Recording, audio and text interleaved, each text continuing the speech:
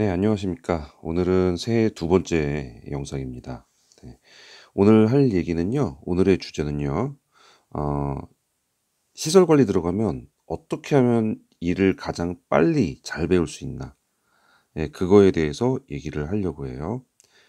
자, 시설 관리에 딱 들어가시면, 이건 사실 시설 관리뿐만이 아니라 모든 게 똑같아요. 예, 어떠한 새로운 일자리, 그러니까 내가 예를 들어서 계속 시설 관리를 계속 해왔던 사람이다. 그런 사람들은 알겠죠. 그러니까 그런 경우 말고. 그리고 또 예를 들어서 뭐 내가 어 반도체 쪽 기업에 있었다. 그러면 반도체 쪽에 있었던 건 잘 아시겠죠. 오래 해왔으니까. 그러니까 그거인 경우 말고 어디든 새로운 일자리에 들어갔을 때 거기서 일하는 거를 가장 빨리 알고자 하려면 여러분들 해야 되는 게 있어요. 그거를 좀 알려드리려고 합니다. 자, 아마 저희 지금 채널에 가장 많이 듣고 계신 분이 50 대하고 60 대가 제일 많아요. 60 대. 예. 35% 씩을 넘어서 가지고 이제 여기가 35%, 여기는 36% 이러시거든요. 그 65세 이상 되면은 또 거기가 한 5% 넘어가세요. 그러니까 이렇게만 합쳐도 거의 76% 세요. 예. 이분들이 저희 채널에 계시다 보니까 이분들이 지금까지 시설 관리를 모르던 분이시란 말이에요. 그죠? 저도 그랬고요. 이런 분들은 바깥에서 어떤 일을 어느 정도 해 오신 분들이에요. 예, 그러다 보니까 시설 관리에 처음 딱 들어오시면 해야 될 게 뭐냐면 지난 시간에 말씀드렸듯이 예, '어떻게 하면 나는 이 일 시키는 일을 잘할 것이다.'라는 그 인상을 강렬하게 깊이 심어 주는 것은 당연히 해 줘야 되는 건데 그 외 시간이 남을 거예요, 시간이. 기존에서 시간이 모자른 사람들은 잘 없어요. 대부분 시간이 있어요. 이 시간대에 뭐를 하냐면요.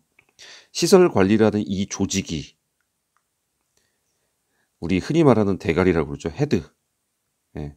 헤드가 어떤 일을 하고 어떤 일을 시키는지 그리고 어떤 걸 못하는지 그래서 어떤 걸 누구에게 의지하는지 이거를 확인을 하세요. 이거는 어딜 가나 똑같은데요. 그 조직의 우두머리가 무엇을 못하고 무엇을 시키는지를 가장 알아야지만 거기에서 내가 '아 이 우두머리가 못하는 뭔가를 해 줘야 되겠구나.'라는 게 파악이 되기 시작합니다. 그리고 솔직히 저는 이제 뭐 최소한 2-300명 이상의 예 2-300명 이상의 직장에서만 다녔었어요 그전에. 그러니까 조직이 큰 데에 다닌 거에 비해서 시설 관리를 딱 와 보니까 뭐 많아 봐야 그 인제 물론 인제 미화하고 경비 빼고요.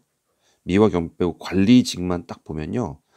많을 때는 뭐 한 15 명, 뭐 적을 때는 뭐 한 6 명 뭐 이 정도가 대부분이란 말이에요.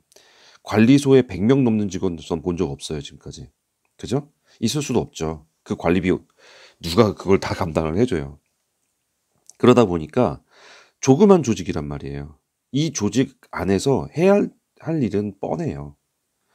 그러려면 여러분들이 관찰자 시점이 되셔야 돼요 처음에 갔을 때. 처음에 가시면은 뭐 일 되게 많이 시킬 것 같지만 안 시켜요 의외로. 왜냐면 '저 사람이 그걸 과연 할 수 있을까?'에 대한 믿음이 없거든요. 그래서 저 사람한테 가장 기본적인 거 기초적인 것부터 시켜 본단 말이에요. 예 그러다가 '어 요거 해내. A란 걸 딱 줬더니 하네. 그러면 그래 좋아. 그럼 B라는 거 한번 시켜 볼까? 이것도 하네.'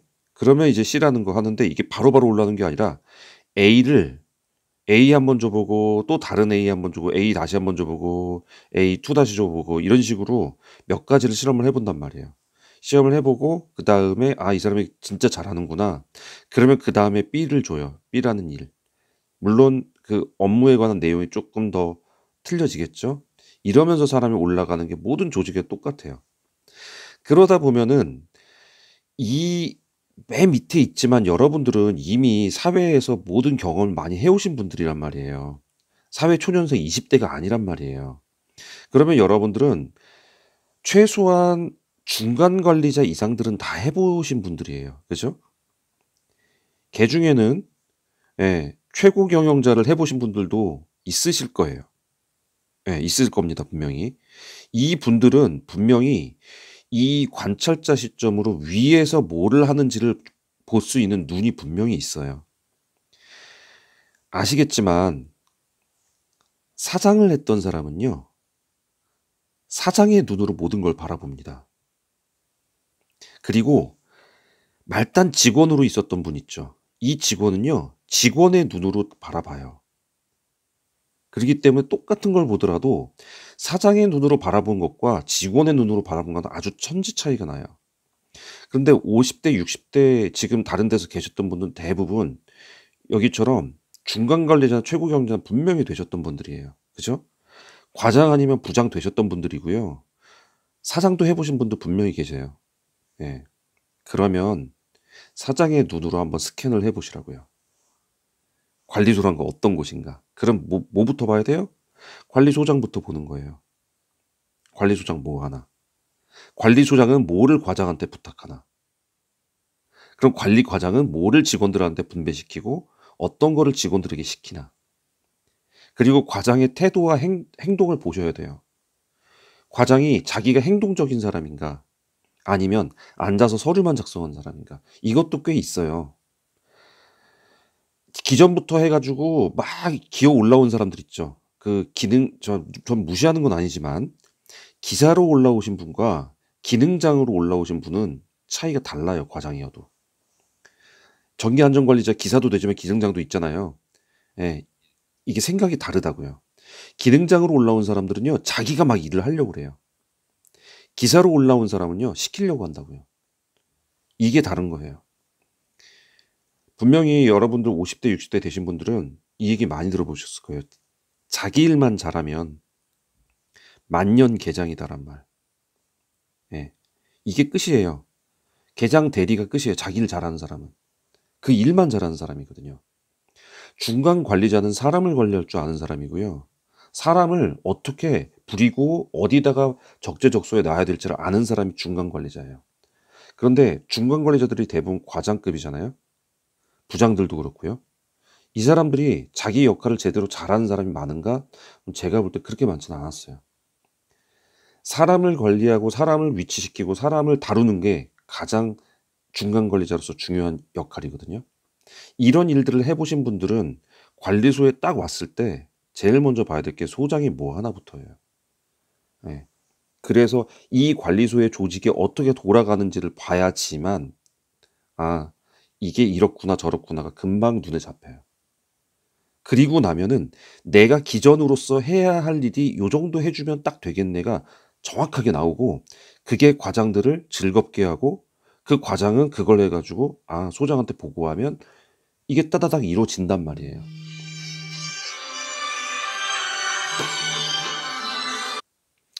네. 지금 딱 그만두라고 멈추라고 하는지 벌써 핸드폰이 울리기 시작하고 죄송합니다. 그래서 여기까지 하고 멈추도록 하겠습니다. 제가 신년 새해 목표가 그거예요.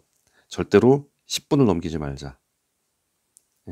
10분 안 넘기려고 합니다. 자, 어쨌든 여러분들은 예 딱 들어가시면 소장이 뭐 하는지부터 보세요. 그리고 구조와 직책과 돌아가는 것들 어떻게 돌아가는지 그걸 파악을 하셔야 여러분이 최소한의 노력으로 최대의 효과를 얻어냅니다.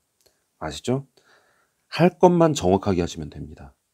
필요 없는 거 해가지고 막 힘들어가면서 막 이렇게 할 필요가 없어요. 여러분들은 이미 능숙한 50대, 60대입니다. 사회에서 어느 정도 경험을 다 하신 분들이세요.